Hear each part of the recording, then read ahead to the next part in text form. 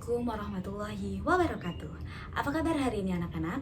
Semoga kita dalam keadaan sehat dan selalu dalam lindungan Allah Subhanahu wa Ta'ala.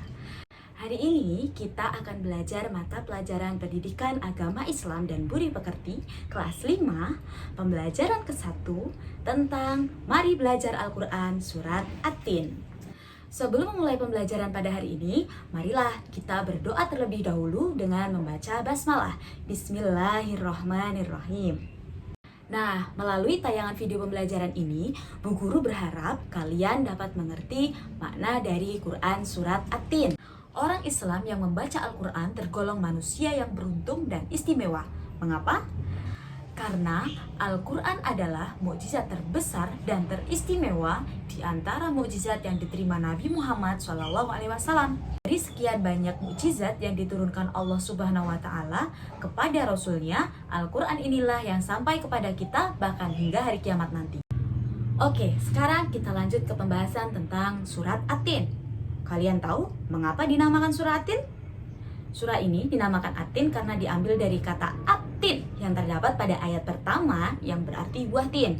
Ayo, siapa yang sudah pernah melihat buah tin? Surah At-Tin adalah surat ke-95 di dalam Al-Quran yang berjumlah 8 ayat dan termasuk golongan surat yang turun di Mekah dan disebut surat Makkiyah. Mari kita bahas kandungan ayat per ayat dari surah At-Tin. Pada ayat pertama surah ini membahas tentang buah tin dan buah zaitun. Tin merupakan buah yang enak dan lembut serta cepat dicerna. Ia menjadi obat yang banyak manfaatnya.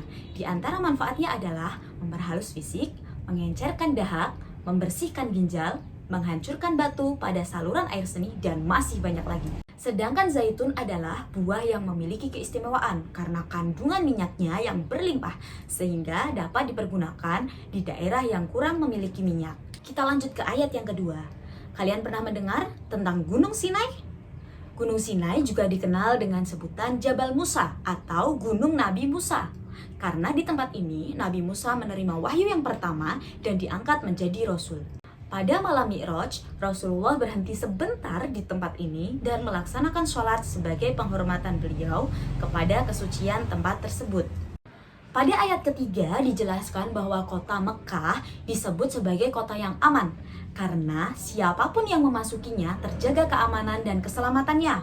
Kota Mekah juga disebut sebagai Ummul Qura dan tanah yang aman. Pada ayat keempat dijelaskan bahwa Allah menjadikan manusia dalam bentuk yang sebaik-baiknya. Proses kejadian manusia tidak sama dengan makhluk lain. Manusia memiliki akal, jasmani, rohani, dan nafsu. Sedangkan hewan hanya memiliki jasmani dan nafsu saja. Selanjutnya, pada ayat kelima, Allah mengingatkan manusia sekalipun mereka sempurna, tetapi dapat turun derajatnya hingga menjadi hina karena pengetahuan, sikap, dan perilakunya. Kemudian, dalam ayat ke-6, Allah menerangkan bahwa orang yang tidak pernah hina adalah mereka yang beriman dan melaksanakan amal soleh. Orang yang seperti itu akan selamat dari kehinaan dunia dan akhirat. Di dalam ayat ke-7 dijelaskan bahwa hari kiamat nanti ada hari pembalasan terhadap perbuatan manusia yang baik dan buruk. Manusia seharusnya tidak meragukan adanya hari pembalasan karena Allah Subhanahu wa Ta'ala sudah menunjukkan bukti-buktinya. Sekarang kita masuk ke pembahasan tentang isi kandungan surat At-Tin ayat 8 atau ayat yang terakhir. Di ayat ini menerangkan bahwa tidak ada perbuatan walaupun sekecil atom yang terlepas dari pengadilannya. Pengadilan Allah adalah sebaik-baik pembuat keputusan. Oke anak-anak, dari pemaparan Bu Guru kalian sudah paham tentang surat At-Tin? Sekian dulu pemaparan Bu Guru hari ini ya. Kita lanjut pada pertemuan selanjutnya. Wassalamualaikum warahmatullahi wabarakatuh.